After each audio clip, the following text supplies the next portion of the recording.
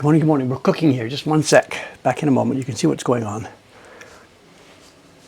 Chup, chup, chup, chup, choo. Oh, oh, oh, oh, oh, oh, oh, oh, oh.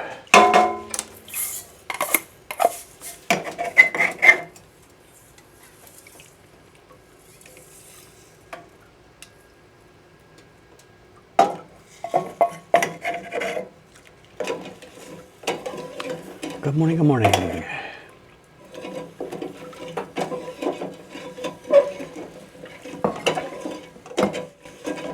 One sec, I'll get back in the camera here, one sec.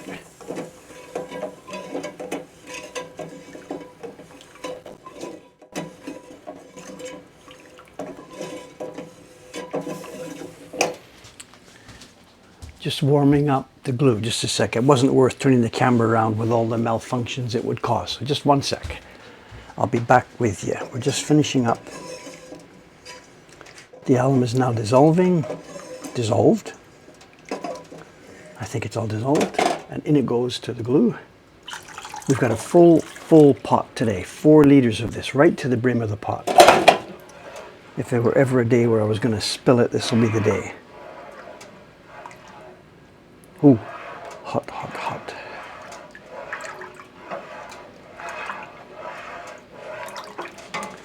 Okay, as you can see, it's going to be sizing today. Paper, paper, paper sizing.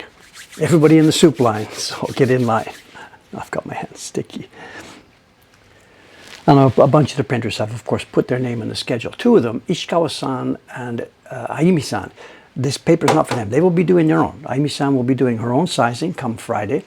And Ishikawa-san, she's piggybacking on me. I did the sizing for our paper. What did I do? Oh yeah, the paper for the printing of the Dreams of Future Past. So she'll be picking up on that. This sizing is for outside printers. It's for paper that will go to Chiharu-san, who lives in Nagano. She is currently printing number 8 in the Dreams of Future Past series. And it's scheduled to arrive here with her blocks in a few days. She wants her next job by Thursday. Okay, let's try this. It's 4 liters. There's no way. Ooh. In fact, I'm not even going to try. I'm going to put it down here. Just a sec. If I try and tip that in there, it will be a total disaster. So let's use some common sense.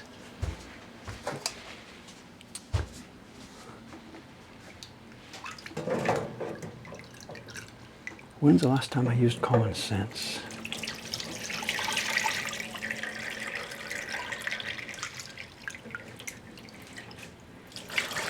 This last step, actually, we've talked about this before, this really, I think, isn't necessary.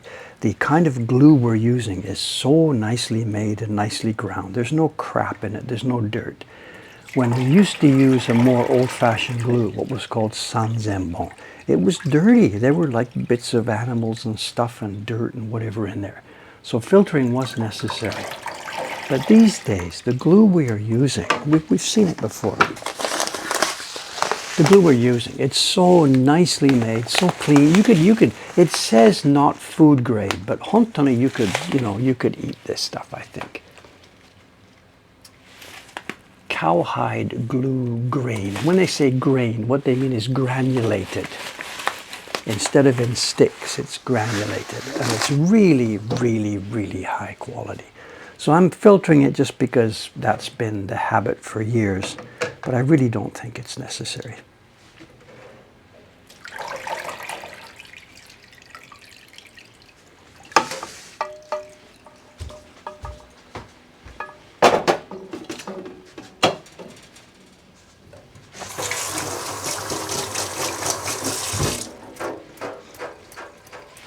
Also, too, my filter here, it's a kitchen strainer, you know, it's not exactly microscopic filter. I just don't want to sort of cut corners and get lazy.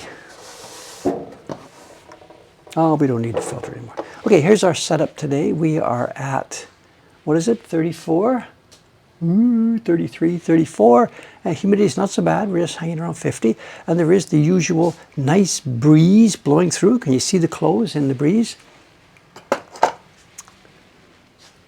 Let's do this thing. There's no paper for today out. There haven't been printers here for weeks. The printing room is empty. Ishikawa-san might be here Thursday or Friday. Ami-san will be here Friday. So starting next week, when I'm doing my own printing, you can ask me about the paper being out. But at the moment, no paper out. You're talking about shutter curtain cloth. I really don't know much about this. I'm sorry. I would have thought it would have to be jet black, but I don't know. Okay, let's do this thing. Let's do this thing. Oh, I should have put the brush. The brush is still hard, so give it a minute or two. Okay, the paper we're doing today is, we're using, this is actually, it's cut in thirds. I don't have 3 hands, I've got 2 hands. 1, 2, if you imagine 1 more, 3. The paper sheet, the overall size, is what we call obiro. It's a bit larger than the paper we would use for 2 great waves. And what we're going to get, I've cut it in 3, and each piece is going to give us 2 ukiyo-e heroes prints. This one is going to be the Fox Moon print, the parody of Star Fox. And this is going to Chiharu-san. And as I said a few minutes ago, she is apparently sending her paper back, by sending her finished prints back by Thursday. So I'm going to get this up and running for her now. If she wants it Thursday, we have to ship it Wednesday, which means doing this Monday or Tuesday.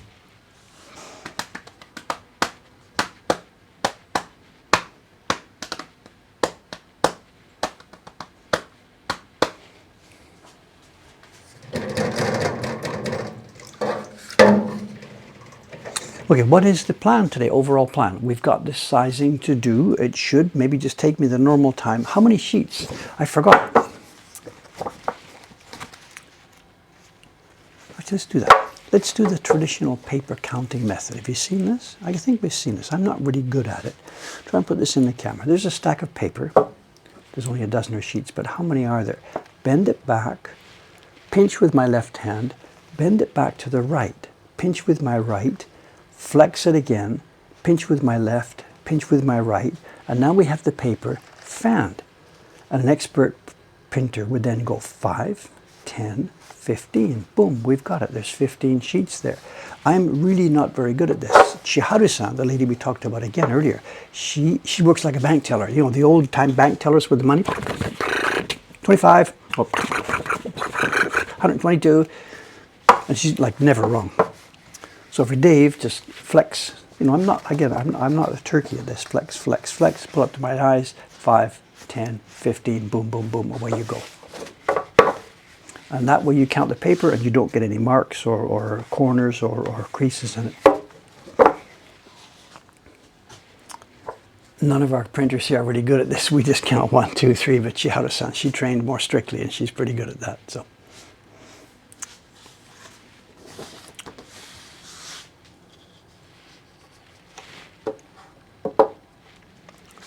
Someone's saying large format cameras don't have focal plane shutters. The shutter is a leaf shutter. That's not true. I have a large format camera. I have a 4x5 in the dark in the storeroom in Ome, and it's got a rolling shutter. And it rolls down from the bottom and then rolls down from the top.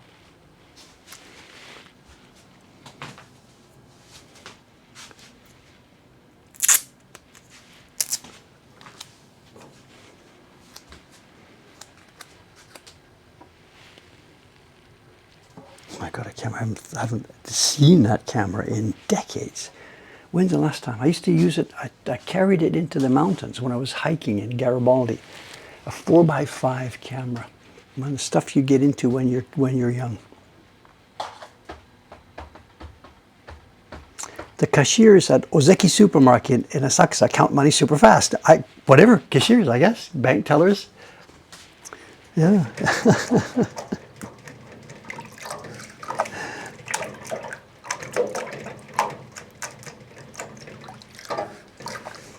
Okay, we're almost ready. So again, what am I saying? We've got this job to do here today. I don't have anything else planned, and I don't actually, I'm sorry, I don't have a new show and tell to open.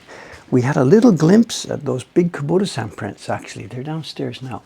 And my next job with those 2 Kubota-san prints, I've got to get them out of the frame. And that job is up here. Maybe If we finish, that's sizing, we're not going to finish early. I don't know.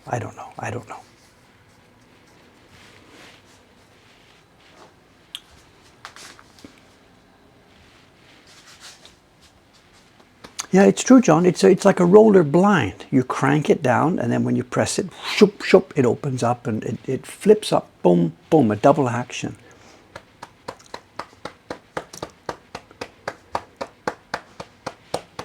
Okay, let's roll. Check. Turn heat off on the standby glue. Yes, good, no burning. Let's do this. So what have I got? 15 times 3, there's 45 sheets of paper. We're going to do both sides. Hang it up.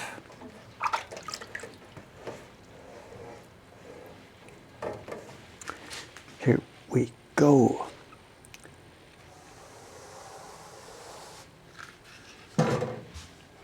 This actually is too narrow for this brush, but I don't have an intermediate size brush.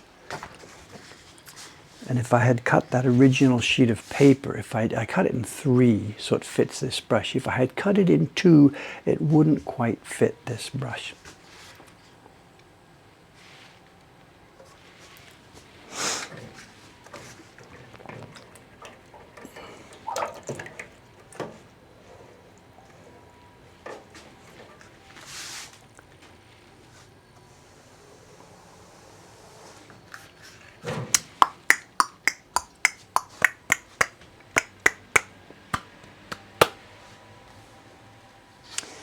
Someone's talking about that video, the paper making video. I get what you're asking, actually. That is interesting. But the specific thing you want is absolutely not possible on that video. And maybe actually, if you had really watched that carefully with an eye to continuity. We were talking the other day about continuity in the videos. And I was speaking about myself. When I spoke to camera, hello, this is Woodpot Printmaker, I got my glasses here or something. And then a minute later, after we cut out and come back, my glasses are in a different place. The continuity that I did was not really good. We're not making a movie and we're not very serious about this. But the video that you're talking about here now, the papermaking video, part 3, continuity was actually a huge issue. Now what I did to get away from it is I ignored it. And someone's asking here, it would have been cool, this scene is Tuesday 8:30, now the drawing is happening at 10 o'clock and such and such. I couldn't do that because the video you just saw was made up of different clips taken in October and December and February. And they're mixed together because I wasn't able to sit there in Murata-san's workshop while she did the thing. And remember, she's working by herself. She doesn't do all this in one day. Boil it up in the morning, chili in the afternoon, make paper. It doesn't work like that. So it took her months to get that job done. She was still only actually part-time when we started this. That boiling you saw, the cooking stage, that would have been done on one of her days off from her previous job. So the continuity was non-existent, and I was a bit surprised because I thought during the in the comments to the video, people would be saying, hey, wait a minute. Different clothes, different weather, different everything, whatever. And I had planned, in fact, it was in my cue cards, my script. There was a cue card in my introduction to the video to mention this, to say something like, now, a word about continuity. You may notice in this upcoming video that one day it's raining, the next day it's snowing. Something else is going on, we're in our short sleeves. And I was going to then mention this, that we did take this video over a period of many different days. But the thing was getting too long, and I thought it was non-essential, so I cut it out.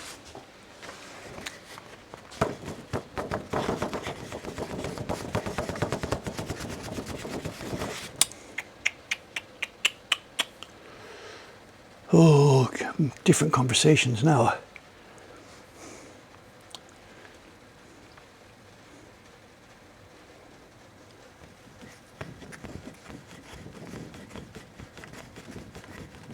Someone say no repeated movement for washi. I'm not going to sign on to that. I haven't been part of the washi as we've got it right here, right now, before sizing.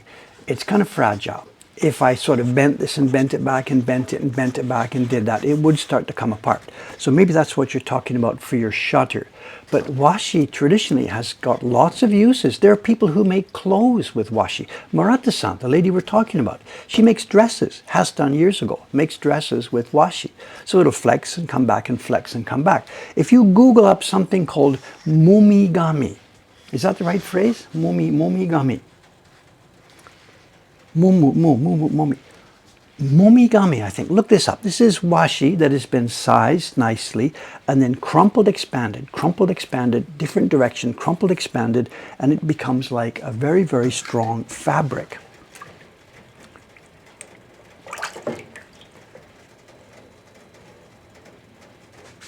We also have the example of the Chirimem books. Books that are made of washi, that are turned into fabric, and you turn the pages, and those books have survived for hundreds of years. Not mumigami, momigami. Hai. So repeated movement on washi. Don't diss that too quickly.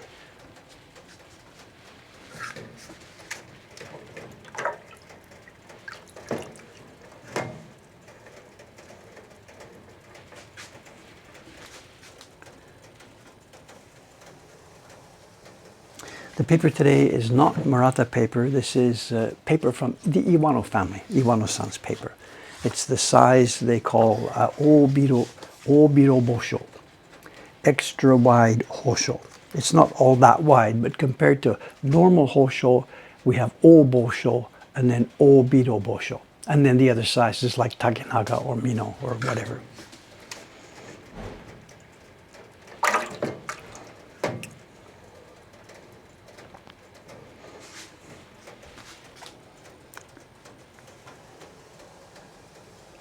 Okay, something else I have got to remember to talk to you today. Remind me.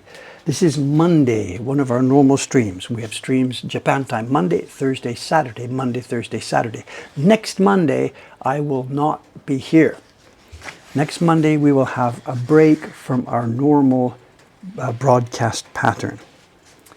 I have a very good excuse. I will be, at the moment of next stream, Monday, 8 o'clock, I will be in the lobby of a hotel in Echizen, either waiting for Murata-san to pick us up to go to the workshop that day, or we will be getting ready to leave and walk to the workshop. I'm visiting Murata-san next Monday, maybe Tuesday.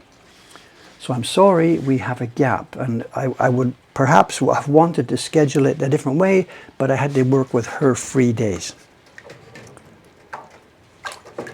So I'm going to miss my pool Monday and Tuesday, and I'm going to miss this stream. I'm sorry. I think we've had an unbroken line for a long time now. I don't even remember how many months, half a year or something.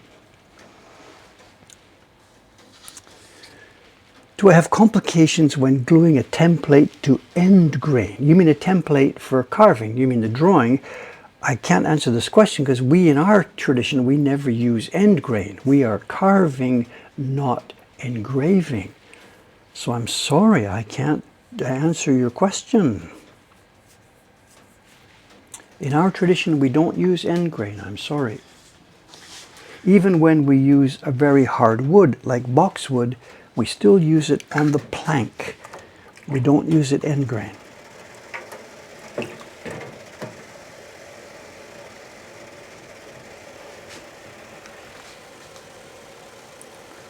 But as to the question, gluing something down, I guess because compared to a plank, the end grain glue will seep in quickly. Maybe you need to seal it first before gluing down. I don't know, I'm sorry. The person to ask there would be Andy English, the engraver over in England. He works only on end grain, the other way around from us.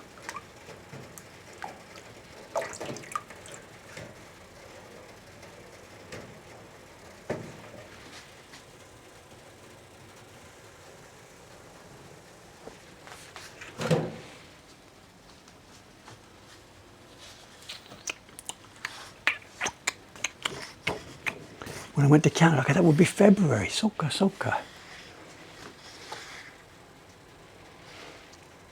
I think I have a pretty good record here, you know, of staying on schedule, staying on time. It's my character, it's just built in. Once you get something established, it's just Dave. I'm sort of not very adventurous, so stuff becomes routine easily. Someone's asking, are these the sheets I was pressing the other day? I don't remember what we were talking about. These are Iwano paper. They're going to be going out. You know, the paper here has not been touched at all. I got it from our stack. This is raw Iwano paper straight from the paper maker. We're sizing it here. The sheets I pressed a while ago, no, they had already been sized, and I needed to make them thinner for a particular printing job I was doing.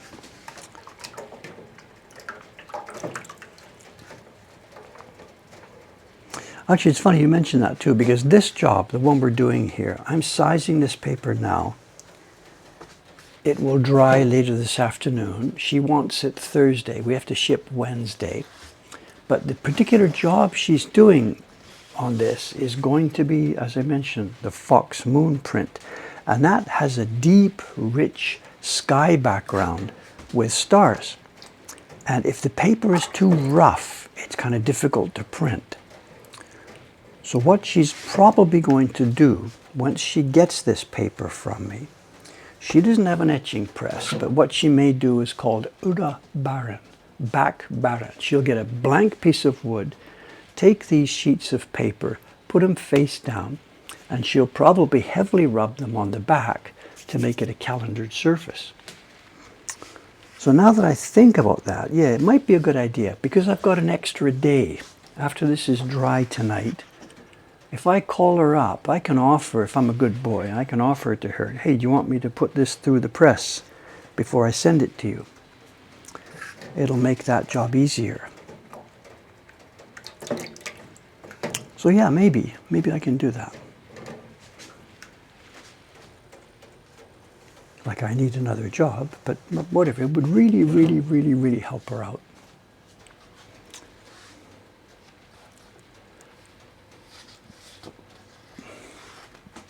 Still talking about camera shutters.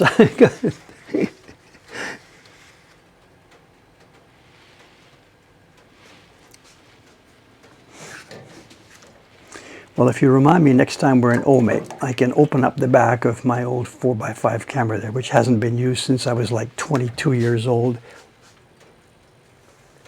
Actually, that's probably literally true. Literally true. I got that camera when I was 21 or 22. Went hiking a couple of times with it, got some fun mountain pictures, then put it in the closet, and I haven't seen it since then. So yeah, 52 years old or something.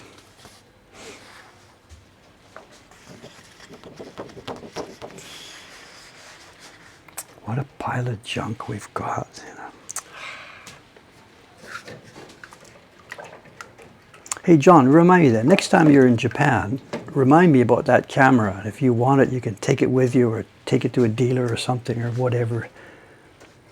I have nothing to do with it anymore.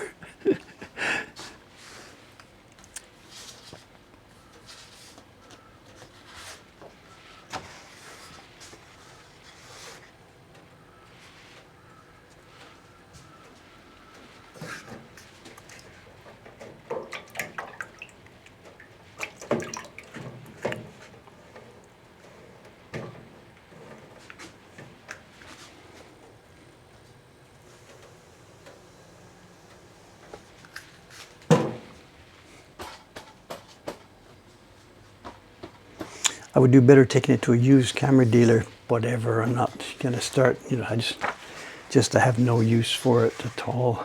It should be out there somewhere where people could enjoy using it or something. It may be unusable. What it is, I said it's 4x5. I think it's 4x5. I found it in a junk shop in England the year when I dropped out of college. I got kicked out of the house gently, and I spent the year in England doing stuff, this and that. And one day, whatever, I was looking for musical instruments. I was looking for a flute.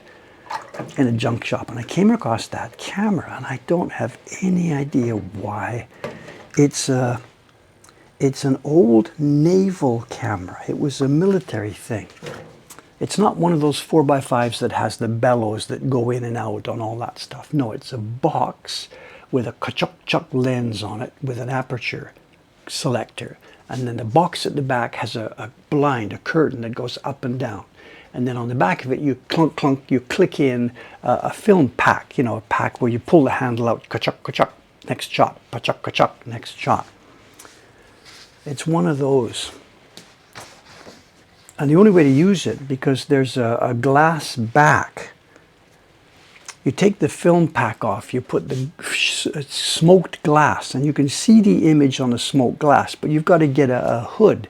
So I made a hood for it. It didn't come with a hood. I made a hood, and the smoked glass you can see, and I guess it was supposed to be a naval camera, so you can see the battleship in the distance, whatever, upside down on the glass.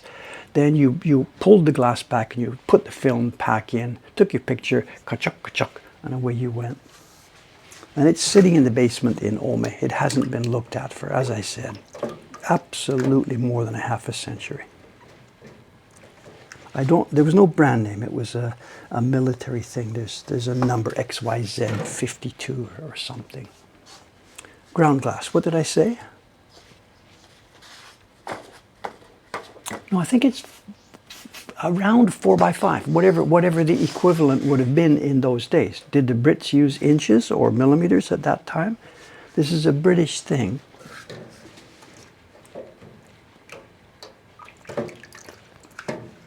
Smoked glass, no, ground glass. Yeah, okay, I got it. Sorry about that. Yes.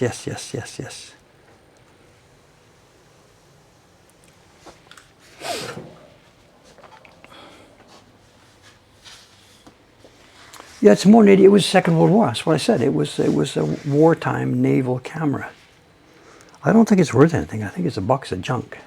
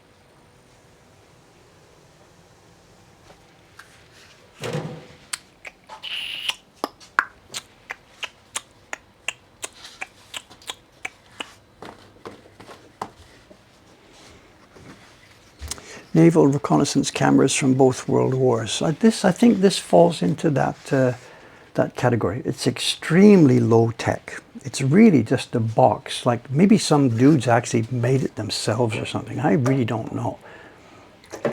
There's no brand name on it. It could have been something jury rigged. I really don't know. It works because I got mountain pictures of it. I took a picture of up in Lake Garibaldi. I got a picture of one of the glaciers up there. That's fun too. I've got this picture of a glacier taken in like 1973, and we should go back and find the same place, and you know exactly what the story will be. There will be no glacier there, absolutely. So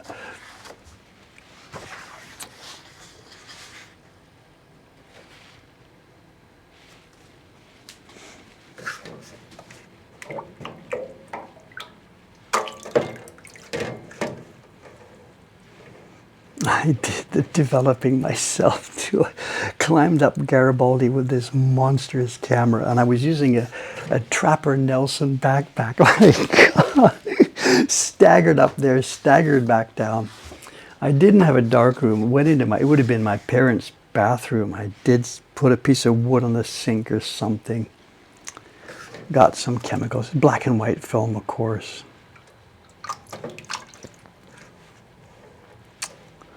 Develop these things.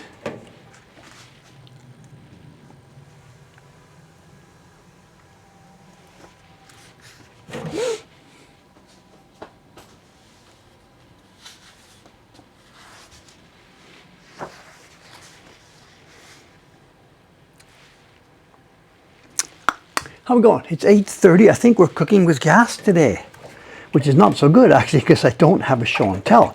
I can go and get that Kubota print in the frame and maybe we can start to dismantle it. I don't know.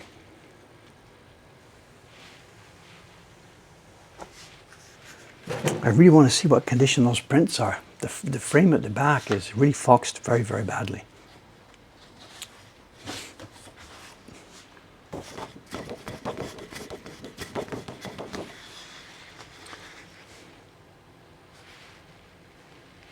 Okay, about the camera then, I really don't know the plan for Ome. This week, no. Next week, no.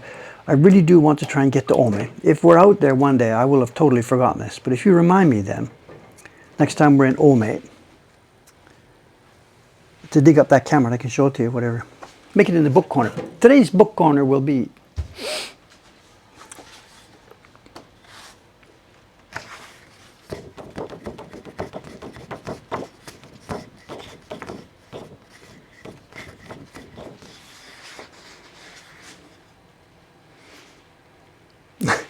someone's talking about the continuity on the video.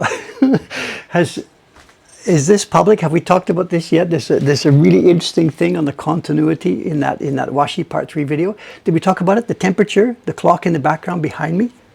Did we talk about that? I don't remember it. Somebody caught it and they made a comment on the YouTube video about it, but I don't know if we've talked about it on stream. I don't know. I didn't notice all that talk about my glasses. Where's the glasses? Have I got a pencil? What's going on? I hadn't realized that when we were doing that chat that day, that stream that day, behind me on the wall, there's a thermometer, you know, a display, one of these things. It's one of these, but it was electronic. And it's visible in the video. When you watch that Part 3 video, the first thing, hi, this is woodblock printmaker David Bull, whatever I said, and behind me, the thermometer on the wall shows the temperature and humidity. And by the time we get to the end of the video, continuity check, please.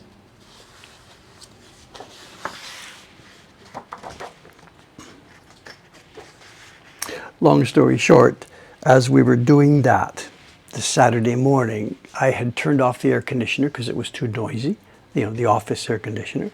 I had closed the doors, so no breeze because the outside was really too noisy. So I was cooking there, and I think we did talk about it at the beginning of the thing. Hello, this is Woodblock Printmaker. Dave's okay. The thermometer behind me said 26. And my shirt didn't have any sweat and my hair was sort of reasonably clean. By the time I was doing the last cut, the thermometer said 29. My shirt was stuck to me all over the place and my hair is getting sweaty and stringy. The continuity people, if there had been any, they would have given up long ago.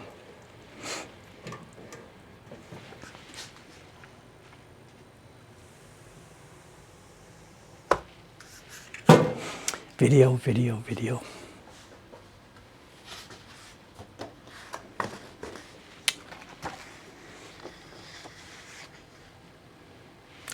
It's okay, you know, those videos, you know, there was a comment actually last night on that video a comment that, you know, gee Dave, it's nice to see your skill set making videos has improved, you know. And I read that and thought, that's nice, thank you very much. My skill set has improved because it sure couldn't have been worse back at the beginning. But there's a limit to how nice, you know, we've got this thing now. Lots of people talk about this. Dave, you need help. I don't mean psychologically, that's a different story. The point is, Dave, you're sensible, you need help. Hire out editors to do some of this editing. You create the concept for the videos, you do the content, you get it ready, but turn over the editing and uploading to YouTube and sound work and all that stuff, turn it over to pros. While I get busy with the next one. I mean, we're sort of wrestling with this, and I'm really, obviously I'm resistant to this for a couple of reasons, you know. The video that you see there, it's me, you know. I didn't just come up with the story and sit there, hello. The quirks of editing are my taste and my character, the tone and feel and mood, the way one cut moves to another even. I spent a lot of time on this, you know, doing the fine tuning between clips and stuff like this. And if I handed it over to a pro, I guess the editing part would be pro, the light would be better balanced, the sound would be better, and the editing would be smoother or something. But it wouldn't be my video, you know. So I don't know. I don't know. It's that same thing. Cameron and I had trouble when Cameron, the good young man from America, when he worked here, super guy, do the job very well. I don't have anything remotely negative to say about him. And he did some of our YouTube work, but I like, it's not mine, it's not me, you know, so. I mean, the people who are commenting are on my side here, but I'm sure there are people listening to this who say, Dave, cut and run. Get a pro to do it, the quality will be higher. Focus on the content. David Attenborough doesn't sit there in the editing studio. He doesn't care about clipping and cutting and color balancing. He just provides content. So I'm sure for every person who is sitting here saying, oh, we want Dave's touch, thank you very much, I appreciate that. But there's probably a dozen people saying, good, my God, at last, good. Get it over to the pros. Just create the content. I get it. Both sides, I get it. Absolutely, I get it.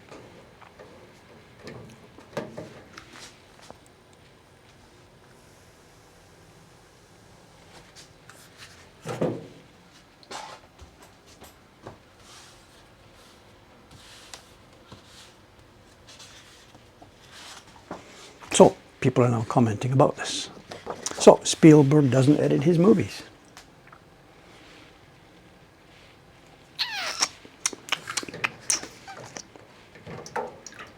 I mean, you know, both viewpoints there, polarized viewpoints are there, but there's an intermediate viewpoint, you know. I told you a few minutes ago that we had visited Murata-san in October, in December, in February. I had tons of footage. Tons of footage. I had hours and hours and hours and hours and hours of footage. Okay, what part of that footage to use, what part was important, what part to be thrown away? I can't turn that over to an outside editor. He doesn't know anything about paper making. I can't do that.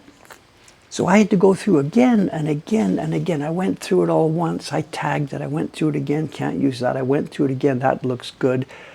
I spent so much time looking at all that footage, trying to figure out what's the best way to tell this story. And an outside editor, he may have picked all the wrong things to show. You're talking about Spielberg, that's fine, but they've got a script. They go in there, and the final editors, you know, they know the story that they're trying to tell.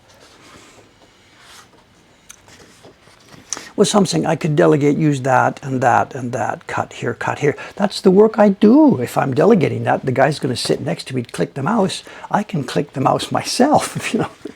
What's the difference?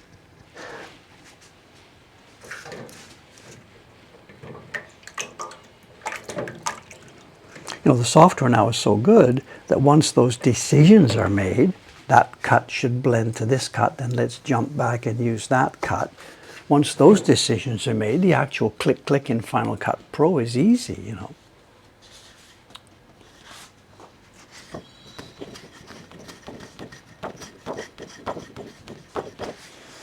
So anyway, it's obviously, absolutely obviously I'm struggling with this. I don't know what to do.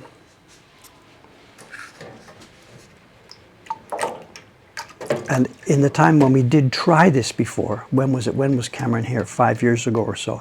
When we did try it, he was good at it. He was okay. Maybe he was even technically better than me at doing those editing things. But I couldn't bear the result. I just couldn't. No. Cameron's like, let's open it up. Let's put it up on YouTube. And I'm like, let's wait a little while, Cameron. He eventually just got frustrated, of course, you know.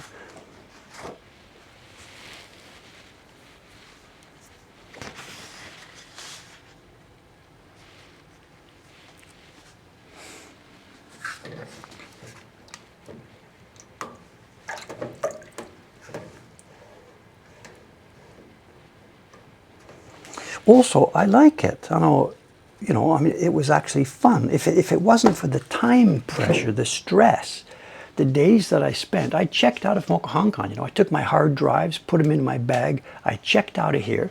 I did this 2 days a week for the past few weeks, Wednesday and Thursday. I checked out and went over to a WeWork type office, got a little booth, got a cup of coffee, filled it again, and I enjoyed doing that. The first time I opened Final Cut Pro, I was just like, what is going on here? But I enjoy it. So that's another part of it. I'm proud of that. That video I made, created, conceived, blah, blah, blah, blah, blah, blah. You know, we talked about the credit roll the other day. So I want to do it by myself. This is the job I shouldn't be doing.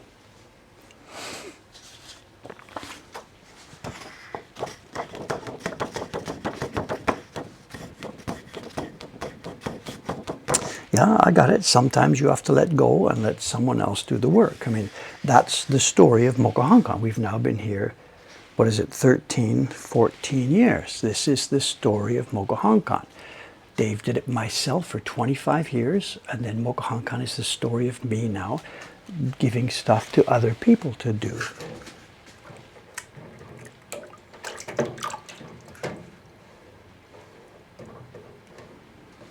One like that, the video editing, which is so much the front look and feel of all of our work. It's not like answering emails. I understand it's doing a fabulous job of answering the emails.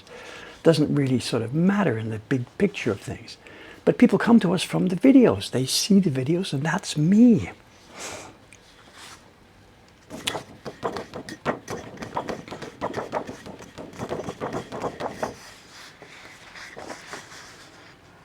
Anyway, sorry, whatever. Back to the same theme, same topic.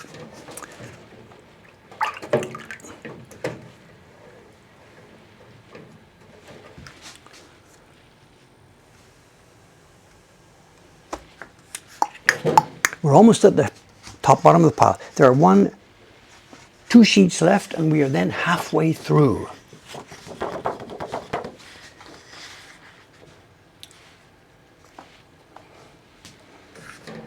And it'll be time to flip. The mix today, did I mention the mix? People might be asking, at the temperature we are now, the mix is the maximum that we've used this year. There are 55 grams. The glue we're just talking about, this on a granulated glue. There are 55 grams per liter in the mix. And we have of alum, powder, not powdered alum, on a granular alum, we have 15% defect. We have 15% of the weight of the glue. So because there were 4 liters of water in the mix, there were 220 grams of glue and 33 grams of alum. The glue was melted first, the alum was dissolved separately, mixed together. And we are using this at a temperature of, give or take, 50 degrees Celsius. The paper doesn't need to be pre-warmed.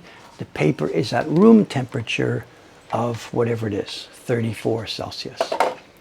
If it was a lot lower, if it was a 10 or something, we would have to preheat the paper. But the room temperature is more than enough to keep the paper soft. All right, let's flip. There's no smell. No smell in this room whatsoever. I can tell it's not water. When you get your face right in there, it's sort of a very, very, very mild soup. It's like sort of a soup stock, the thinnest soup stock you can imagine. There's something in there. It's not water, but there's no smell per se. Nothing at all.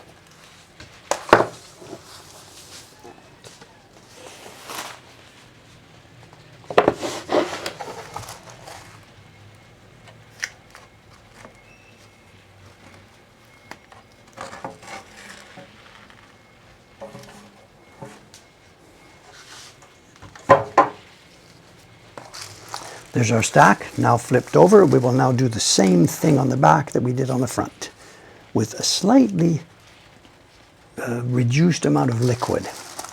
These are no longer dry sheets. They're quite moist.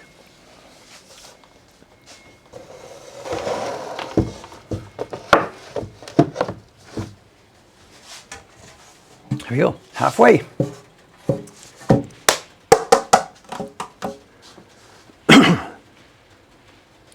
What, no grunt or groan? That's up to you. You guys provide the sound effects. I don't.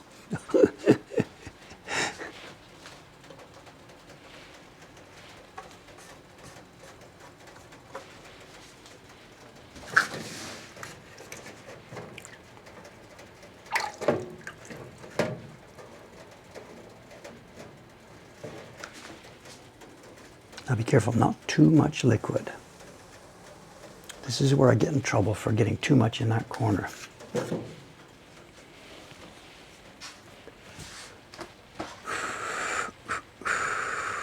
Someone says tape, tape. What do you mean, tape?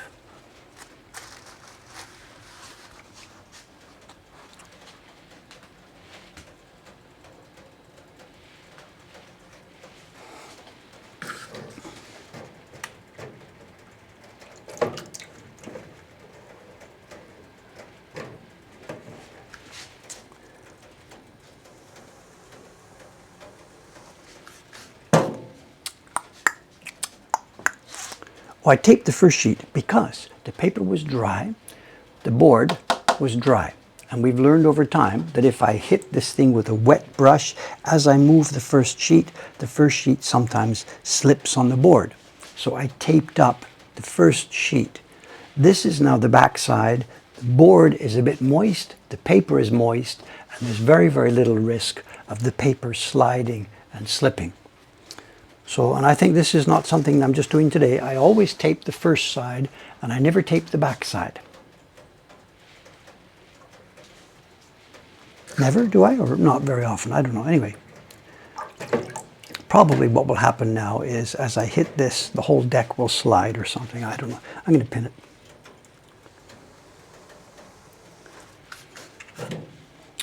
Good. Is that a continuity catch?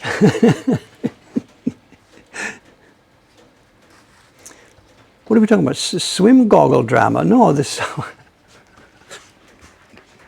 My whole life, everything that happens at the pool becomes drama. There was a, what do they call it? Wardrobe malfunction. And in fact, again, it's the same story. Oh, where's my gear? I didn't hang it up. Jesus, it's going to get stinky. My towel. The goggles are getting old. So I put them on today, I moistened them in the shower, spit inside so they wouldn't get cloudy, put them on, and before I was even at the end of the first round, they were leaking. And I think they're kind of just too old. They're you know, the normal, what brand? Oh, look at this. Top brand. But they're starting to leak. So somewhere, the plastic has broken down. I don't know. So I get to the end of the first lane, fix it, swim again, fix it, swim again, fix it, get upset, pull them off, put them back on. Now they're all wet, my hair's wet, it's difficult to get them on. So it's a good thing the partner lady wasn't there. I haven't seen her now in 3 weeks.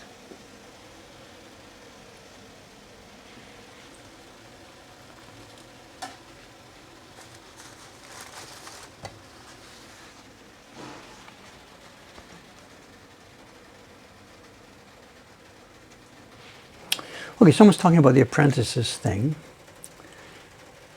I got your comment here, but there's something you're worried about that really isn't a thing. Someone says, I should write down my knowledge before I die. That's not a concern. I know there isn't anything specific. Let me try and verbalize this. There isn't any specific knowledge that's locked in me that will be lost to the world. I am not an inheritor of all those old techniques and traditions. I'm 99% self-taught. I've looked and watched and gleaned and whatever, and I myself now have a shitload of experience. So inside here is a bunch of knowledge that is really available to anybody, but that has been processed for a long, long time and now has a skill set in here. But the knowledge that I gleaned over all those years is really now out there for anybody and not hidden. We have a ton of videos. The video I put up last week has so much information in it that came to me over the years. So the thing you might be worried about, that there's specific knowledge that I have that will be lost when I die. That's not the case. What will be lost when I die is this man's collection of knowledge built up over many years into a specific skill set in this body. And that's going to die, and of course, there's no way around that. You can't communicate that to other people. But the fear that knowledge will be lost with me, that's not there at all. I'm sorry. No, I thank you for the thought. That's cool that you're thinking about this, but it's not a thing. I've spent 40 years, first as a simple little pseudo encyclopedia, then when YouTube came along, that's it. Boom, boom, boom, boom, boom. Show and tell, show and tell, show and tell. Do the thing and talk about it. So yes, I have a skill set. Is it a secret skill set? No, not at all.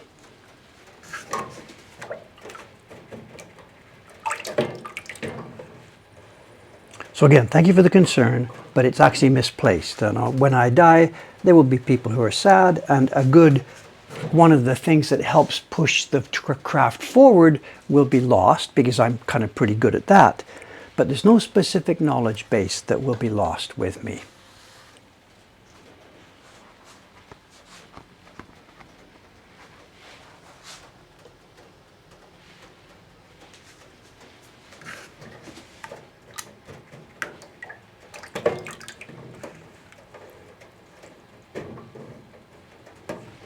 Yet the other comment could be, well, writing stuff down is all good, but that doesn't really transmit knowledge well. Making a video is all cool, but that doesn't really transmit knowledge. People have to learn by themselves, but that's the point. I have made information, pretty much everything I know has been dumped out there. I can't teach anybody. People can only learn. You know, there's this myth, we've talked about this probably many, many times. There's this pair of words, teach and learn, teacher and student. I think it's misplaced. There's no such thing as teaching. There's making information available. You can't push stuff into somebody's brain. They have to actively want to bring it in.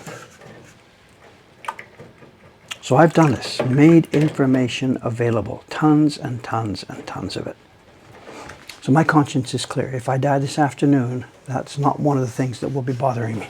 Oh my God, I must tell people before I go.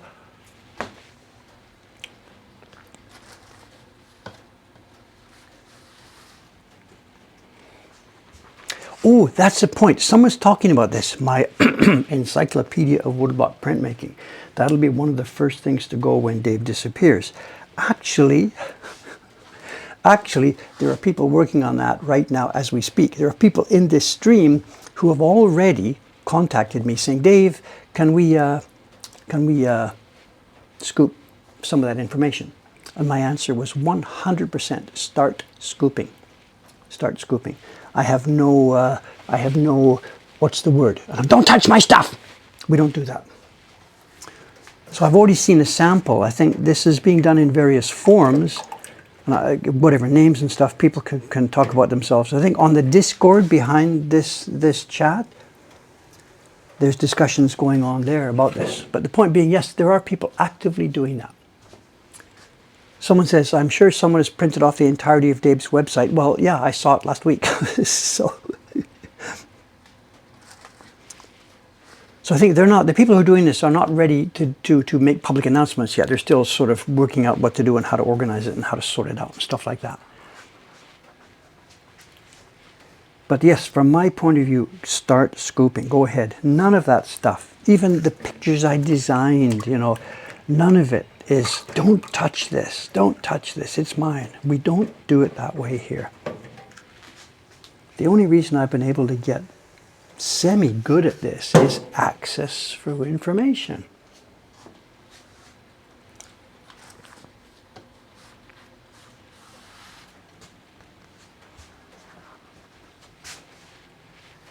So yeah, thank you, that's good. I was supposed to talk about this, I'm totally, absolutely forgot about it. But your comment there is exactly the comment that we needed to jog me. Thank you.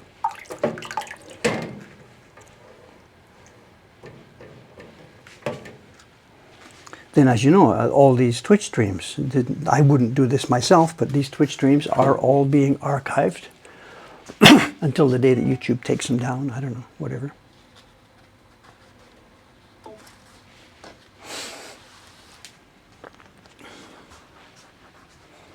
So yeah, my conscience is absolutely clear on this. More than this, I cannot do.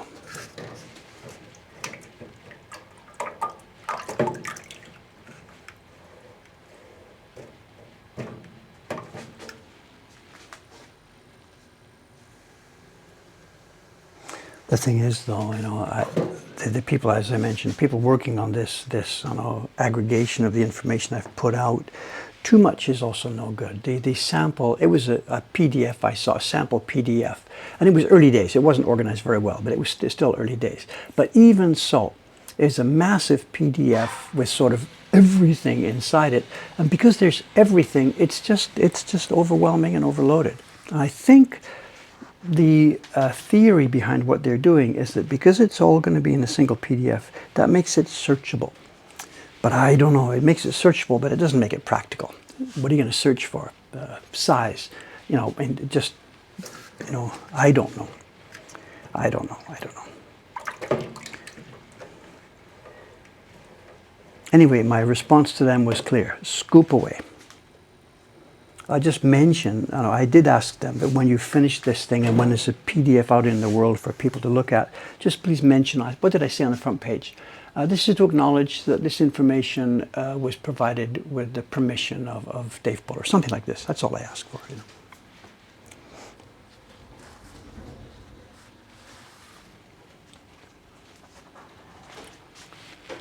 I hear footsteps. So this time of day, that can't be good news. Nobody's coming today. Aimi-san's not here. Is anybody there? No. Oh, I know. No, it wasn't footsteps. They closed the office door. That's right. 9 o'clock, the office people. I left the door open to the stairs. And what they've done is, of course, they're closing all the windows and doors, firing up all the machines. I sleep here at night, and for me, there's no machines on, and it's windows open at both ends. And I've got a beautiful, beautiful breeze flowing through all night long. But first thing they do when they get here, they close all the windows. And you heard the sound, the door closing, and now click, click, up go the air conditioners. Downstairs.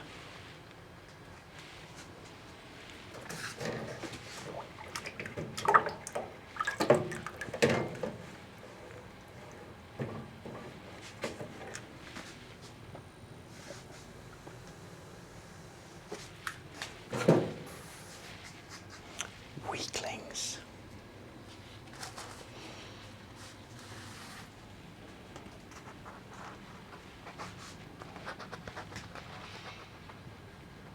Oh, someone's got that. The thing that's missing is the supply chain.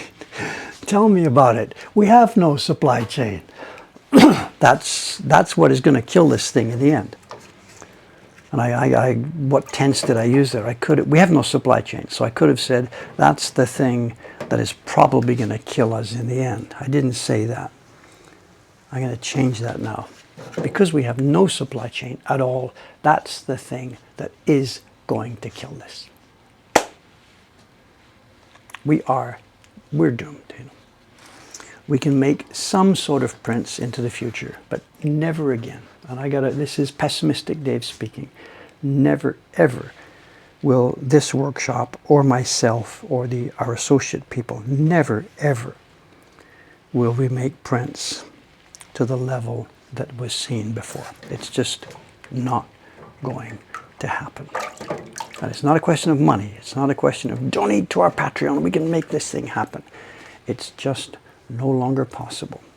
The supply chain is too, I was going to say it's too fragmented. It does not exist. Am I running a heat pump setup? Well, it's called my heart. Is that the one you mean? The shop can be here for 70 years. Yeah, they can survive. They can make prints in quotation marks. The shop could survive, but not with the ethic and goal that drove the early years when I was doing this. That's just not possible. It's cooked. I did what I could. I fought the good fight. If Taran-san's listening, he's thinking, that's fine. He can take it to where I couldn't get it. Taran-san is thinking about that, but with no supply chain. No supply chain. Good luck. He will have the drive, but he won't have the resources. Someone says they can do better prints. Well, they will be different, of course. It'll be different. And that would be the sensible way forward. Don't try and recreate what made sense 200 years ago. Move forward into a new world, doing what makes sense to the new world. Of course. That's what's going to happen. It will be a different supply chain, creating different products. Of course. That's a no-brainer, yes.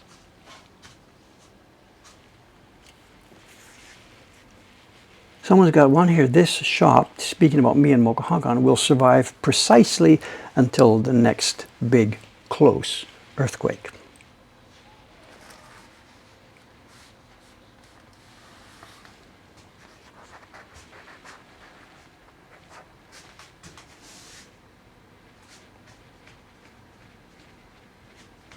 Taran-san saying, if that's where your head is at, I quit. Well, no, what Taran-san put LOL because it's his job to take it where I wasn't able to take it, or I'm not able to take it. There's nothing, I know, there's nothing strange or evil or twisted here. Nothing I'm saying is a surprise to Taran-san. It's his job. I mean, how old are you, Taran-san? I don't know, I'm 74, you're what, 17? You're not 17. It's Taran-san's job to do this. It's up to him. You know, I won't be here.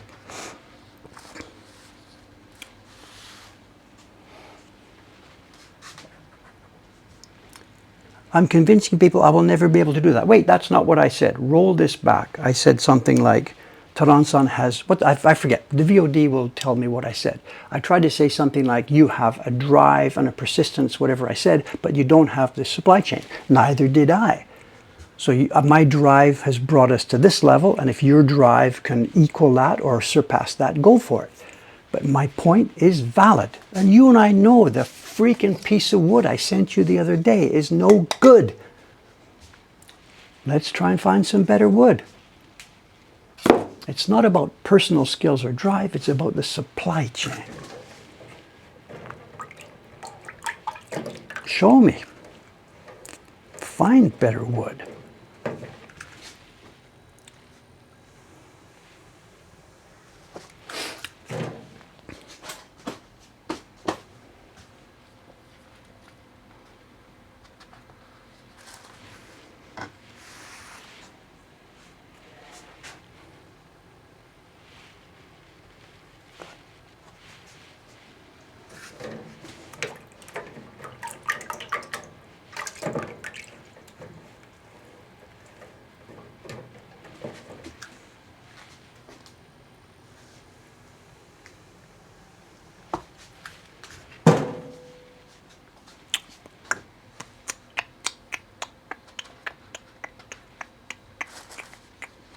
How much of Mokuhankan is dependent on Dave? I'm not sure what to say. Mokuhankan actually is the operations. We've just finished our financial year at the end of June. And the print operations, Mokuhankan as a publisher, making woodblock prints, selling them, doing this, it's profitable. Absolutely, it's profitable. We have our income broken into two groups. The income on print sales, then the expenses for making prints. That part of the business is nicely profitable. I think it was 12%. I don't have it in front of me. And then on top of that, we have things like the Patreon donation and the trainee premium, which boosts our profit over and above that. So operations-wise, making woodblock prints and putting them into the world, this company is quote-unquote profitable. If I wasn't crazy, if I didn't work this many hours a week,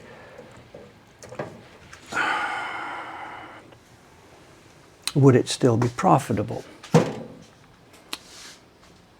Well, yeah, if I, for example, for all the computer programming, if we hired someone to do that, we're going to pay you X thousands a month, whatever, blah, blah, blah.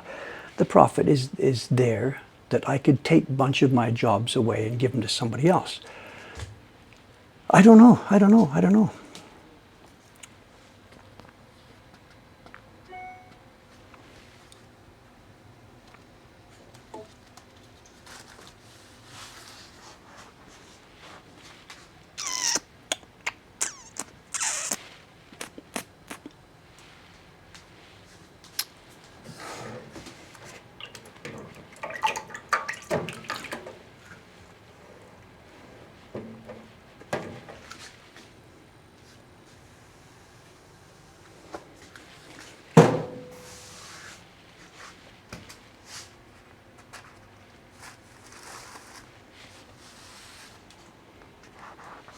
Is the Twitch stream on YouTube a large portion of the profit? We don't monetize Twitch or YouTube at all. So the direct answer to what you're saying there is zero. They're not monetized in any way whatsoever. Of course they have an effect on our business. And every single day of the week that we're open, people come in the door. Oh, I'm here. Wow. Dave, nice to see you. I've been watching the streams or watching the videos. So of course Twitch and YouTube are an important part of our operations. They bring people in, and most people, many of them, not all, many of them buy prints. So if we didn't have social media, it would be difficult. But that's like saying if we didn't have oxygen, we couldn't breathe. I mean, come on, social media is now a part of any normal operations of any business. So the question there is a bit redundant, I think. Yes, of course, social media is important to us. Oxygen is important to us.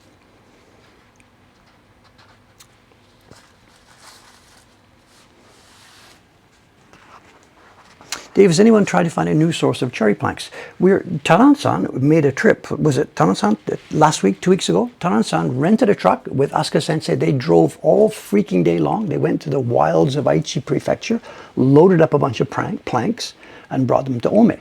We are buying cherry as we can find it.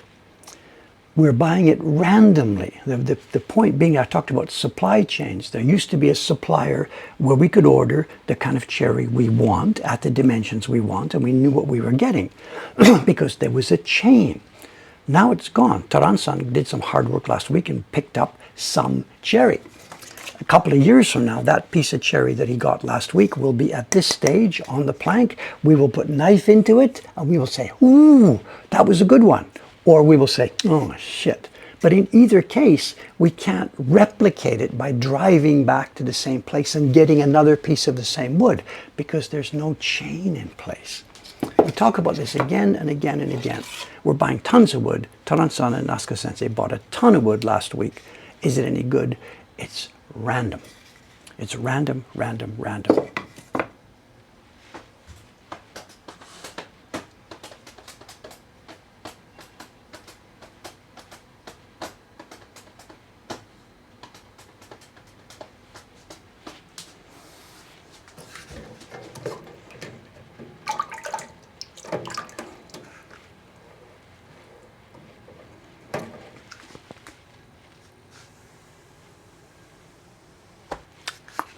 I have talked too much. We're going to get through this, I guess. There won't be a show and tell. Absolutely won't be a show and tell. Someone's got a funny comment. They said, paper troubles, cherry wood troubles, how about the glue and the brush supply? The glue supply chain broke about, when was it? When the Nikawa company, they went out of business. When was that? 10 years ago? 12 years ago? I don't remember. Somewhere around there. The company or organization or person that had been the main supplier of Nikawa, not just to printmakers, but to painters and people making violins and whatever, they went boom and it was all over. And because it wasn't just woodblock printmakers that were involved as a user, because people in many fields of endeavor, as I said, Nihonga painters use this Nikawa, people making violins for glue. There's a whole bunch of use cases I don't even know about. Because there was more than one use case, somebody else stepped into the market gap, and there was a gap of about a year or so before it came back together. But now we have a stable supply again, and in fact the supply is better quality than it was before.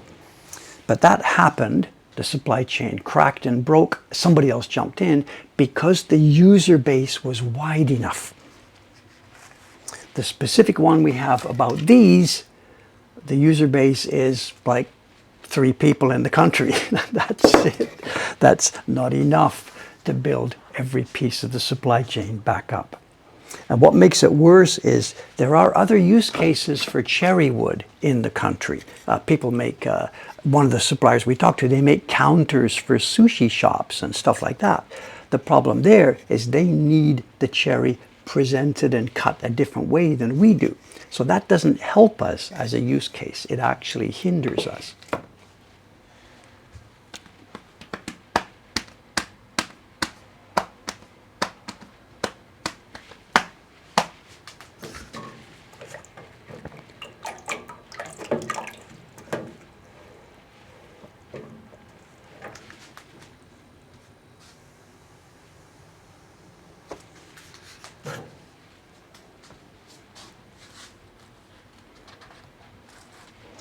Again, the conversation is going an expected way. What about using this instead, using this? What about using this? What about using this?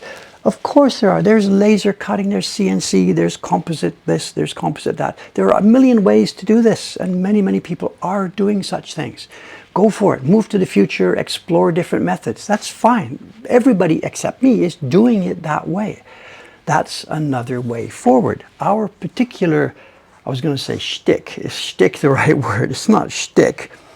Our particular goal is, because we have a real good deep feeling and appreciation of a certain kind of print and printmaking that happened around 100+ years ago, we want to stick to this. We love that so much that we want to keep making prints of that particular look and feel.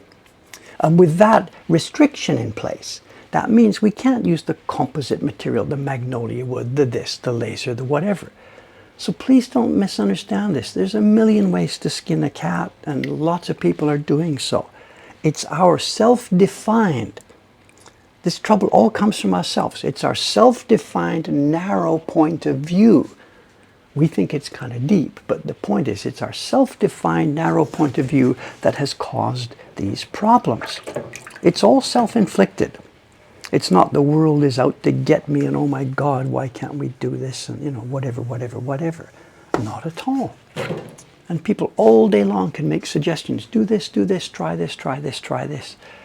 Fine, there are those options, but it doesn't match our specific self-defined goal.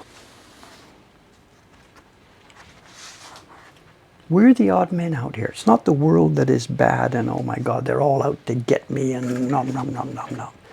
Not at all. We are the outlier. And if you're maybe new here and you don't know, then why am I doing this? Then all I could suggest, somebody can put a link here. We have a website called the Mokuhankan Collection. Go to the Mokuhankan Collection, start browsing randomly, pull up a bunch of prints. Don't do this on a phone, do it on a biggest screen you've got. Go to your living room, throw it to your TV and go and look at it on a huge screen. Then drink that in for a while, then come back to me and say, I'm with you, make some more prints like this. That's the background to what we're saying.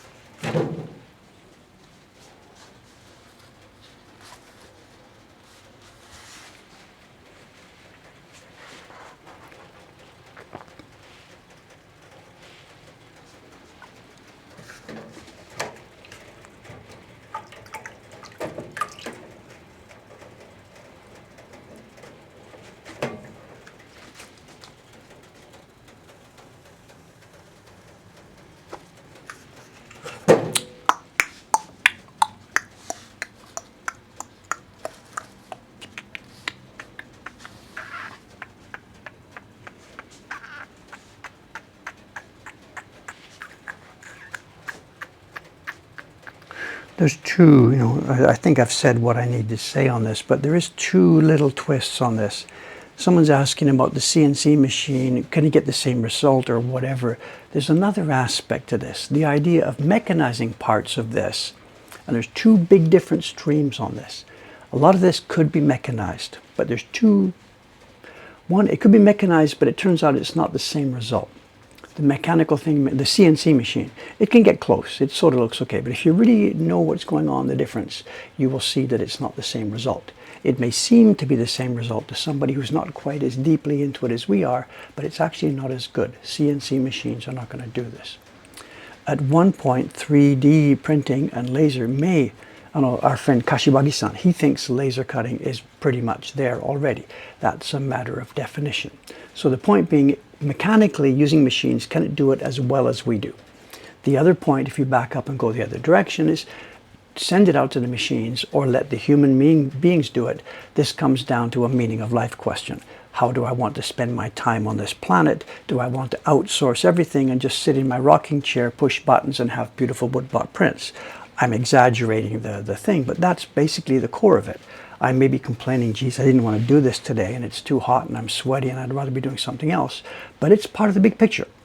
It's important that I do this so that 6 months from now, somebody will open a package and say, holy shit, look at this thing. And it's important for me to do this to make that happen. So it's a question of, is it good enough, or is it good enough, or it's a question of how do I want to use my human time on this planet. So it's a mix of two things, you know. Of course, when you think about the modern machines we have, the tiny microchips, the phones, the iPhone or Pixel or whatever, they're astonishing levels of engineering. They can do anything. This would be a piece of cake if the industry decided that there's a use case, build machines to use this. Of course it could be done. Absolutely.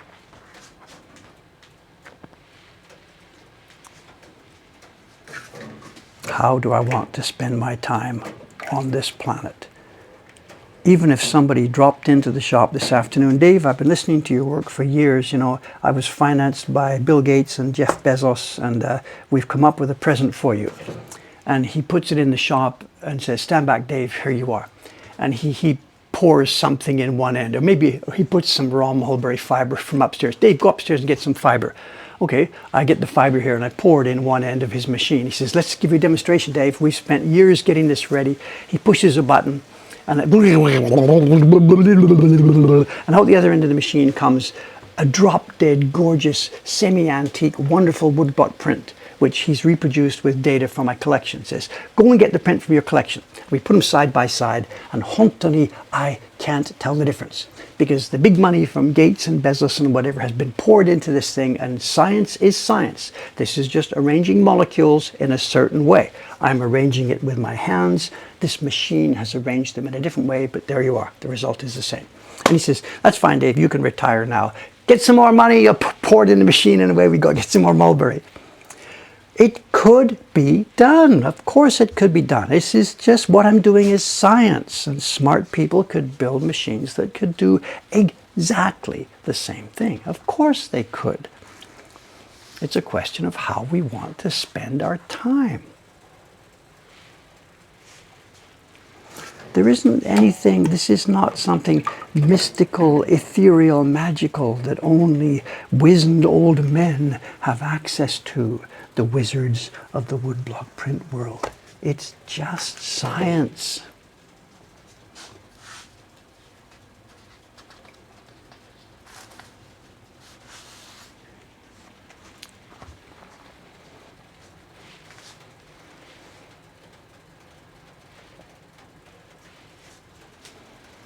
Sometimes it makes sense. When you think of this, they built the machines in Shenzhen, China, to build the iPhones. Let's just take this as an example. iPhones are quote unquote built in Shenzhen, China, whatever, by machines. Lasers and blah, blah, blah, and it's almost like what I said. They pour plastic in and glass in one end, and out the other end comes an iPhone. It's sort of almost like that. And then somebody's mentioned here, now we can all sit on the sofa and do nothing. Well, that's sort of what that has done. There are now people in China who don't have work anymore because the machine is doing that, but the person in America can now get their phone cheaply. These are value questions, you know? These are interesting value questions. What's the meaning of life? How do we want to spend our time? The presence of that phone in somebody's hand has added huge value to their life. Was it necessary for someone to sit there putting screws in it, or should we have automated that step of putting screws in it? It's a slippery slope, and there's no yes or no. Very, very complex. There's no question actually deeper than this one. Why am I here on this planet?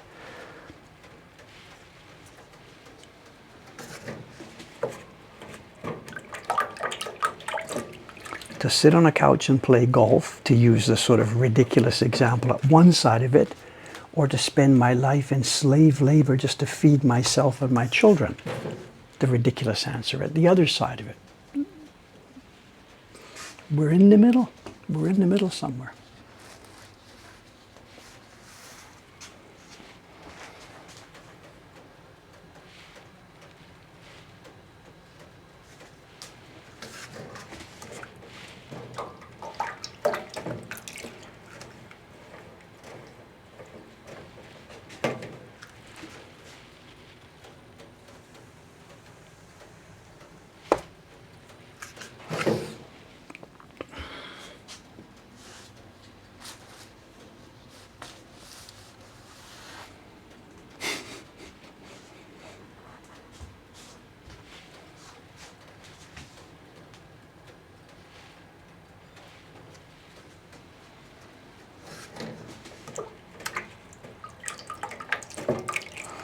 Well, someone's got an interesting point. The other part of that equation, the machine I was talking about that they brought in to show me, you pump kozo in one end and out comes a gorgeous print at the other end.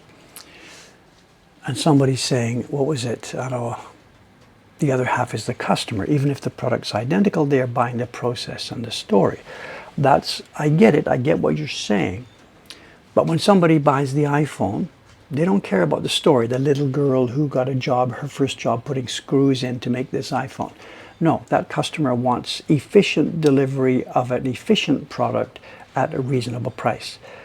We can't have a backstory. I go to the baker to get a piece of bread for breakfast. Do I really want a backstory? You know, I get what you're saying. The backstory here is a huge part of the value. The woodblock print I'm going to send out later this afternoon. The backstory is a huge part of its value. But I can't begin to pretend that that's an essential part of everything that we do when exchanging our labor with each other. I think these are special cases, products with backstories. We can't judge everything that way, I think. I don't know. I'm open to suggestions and open to thoughts on that. You know, we ourselves live by that. That's how I make a living.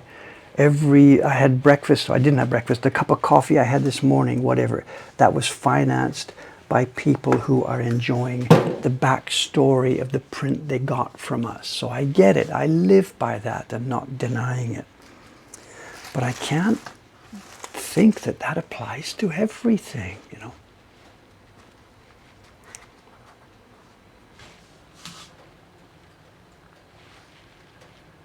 Very interesting. It's too bad we're not here on a big table and having some drinks and talk about this. It's a hugely, hugely, hugely interesting topic. You know, I mean, it's a topic that has defined my life for most of my adult life. Oh wait, I remember that spot. That's the last sheet. It is the last sheet. What's our time? Oh, 9:25. Like we're going to have a show and tell. Not. Someone says, please don't tell us the story. But even, you mentioned the iPhone. We've made this up as the iPhone being the antithetic, the opposite to the example I gave. But Apple itself was a backstory company. The early ones of those who bought Apple, because it wasn't Windows, there was a backstory. It was the same thing actually in the old days. There was a backstory to it. It ain't IBM, you know, it's whatever. It's complicated. It's complicated. Antithesis. Oh, antithesis. Antithesis. Okay, thank you. Thanks. Who's that? John, I should have known. All right. Okay. I think what we'll do now is call it here. I know, you know the next step, I'm going to go through to the next room and we're going to hang it up. But we've done our time, and Anthony, I've talked too much, and I really, really, really want to get a cold drink from the machine next door. So let's call it here. We're a couple of minutes early. Couple of notes. Monday, this is a Monday stream for me, Sunday night for you. There won't be one in this time slot next week. I will be visiting Murata-san, camera in hand and a bunch of paper samples in hand and spreadsheets in hand. We're going to have some long, hopefully productive discussions. So I won't be here for this segment of the stream next Monday/Sunday. I'll be here coming up. Thursday we'll stream normally, Saturday we'll stream normally, and then we'll be missing one episode. I will take my camera. I can't promise you what we're going to get because I don't know what she's doing, and mostly the day will be spent with her, as I said, pencil and spreadsheets and micrometers in hand. So we may get some good video, we may not, I don't know. So anyway, as I said, pause. One episode will be missing 1 week from today. Thank you for your cooperation and understanding. Other than that, I'll be here Thursday, same time, same station. Yes, thank you for the reminder. I will now hang up my towel because if I forget, it won't be in any way to use tomorrow morning. Thanks for hanging around. There's been discussions. My God, my head is spinning with the things we've been talking about. Taran-san, is he upset at me? I didn't think I said anything bad, but I don't know. Whatever. Let's see. Okay, anyway, thanks for now. I'll see you a few days from now. Thanks for hanging around. 3, 2, 1, and away we go. Bye for now.